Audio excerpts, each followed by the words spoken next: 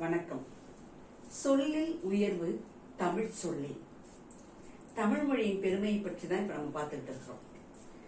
தமிழ்ல இருக்கக்கூடிய ல, ள, ழ இந்த 3 எழுத்துக்களையும் சரியாக உச்சரிக்கும் முறையை தெரிந்து கொண்டாலே தமிழ் மொழியின் மீது நமக்கு தானாகவே பற்று வந்துவிடும்.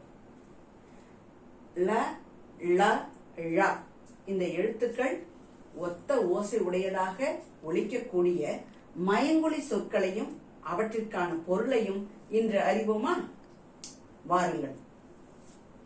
அலை, கடல் அலை, அலைந்து திரிதல். ஏதாவது பொருளை தேடி தேடி அலைஞ்சிட்டே இருக்கும் இல்லையா, அதான் அலைந்து திரிதல். அலை, தயிர், பிசை. இதற்கு புற்று என்று மற்றொரு பொருளும் உண்டு. அழை, அழைத்தல், கூப்பிடுதல். இலை, மரம் செடி கொடிகளின் ஒரு பாகமாக இருக்கக்கூடிய இலை. வாழை இலையில சாப்பிடுறோம்ல, அதான் இலை. இலை, மெலிந்து போதல். ஏப்பா இழைச்சு போயிட்ட, உடம்பு சரியில்லையா, அதுதான் இலை. இழை, நூல் இழை, ஆடைகளை உருவாக்குவதற்கு பயன்படுத்தக்கூடிய நூலின் இழை. செய், மற்றவர்களுக்கு நன்மையை செய், துன்பம் இழைக்காதே அப்படி சொல்றல, அதுவும் இழை என்பது செய் என்ற பொருளிலும் வரும். உலை, உலைக்களம், அது கொதிக்கலன்கள், பெரிய ஃபேக்டரிஸ் இருக்கும் இல்லையா, அதுதான் உலைக்களம். வீட்டுல சாப்பாடு வடிக்கிறதுக்கு அம்மா வைப்பாங்க இல்லையா, அது உலை வைத்தல், அந்த உலை. நம்ம செய்யற செயல அம்மா கிட்ட யாராவது போட்டு கொடுத்துறாங்க, உல வச்சுட்டான், ஆப்படிச்சுட்டான்னு சொல்றோம்ல, அதுக்கும் இந்த உலைதான்.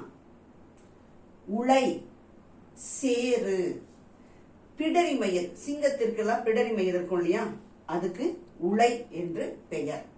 நாம இந்த உலை என்று சொன்னால் அதை அவமரியாதை நினைச்சுக்கிட்டு தண்ணி ஊத்தி மழை பெஞ்சி மண்ணு சகதியா இருக்குது, சேரா இருக்குன்னு சொல்லுவோமே தவிர உலை என்ற சொல்லை மறந்து விட்டோம். உழை, உழைத்தல், கடினமாக உழைத்தல், வெற்றியை நோக்கி பயணப்படுதல். பாடுபடு, இடையராது உழை, அதுதான் இந்த உழை.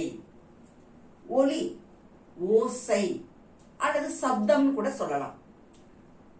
ஒளி, வெளிச்சம். ஒளிந்து கொள், நம்மளும் குழந்தைங்களா இருக்கப்ப ஓடி ஒளிஞ்சு பிடிச்சு விளையாடுவோம். இப்ப எல்லாம் ஃப்ரீ ஃபயர்ல விளையாண்டுக்கிறாங்க இல்லையா, அந்த ஒளி, ஒளிந்து கொள், வெளிச்சம் கொடு. ஒளி, அழித்து விடு, தொலைத்து விடு.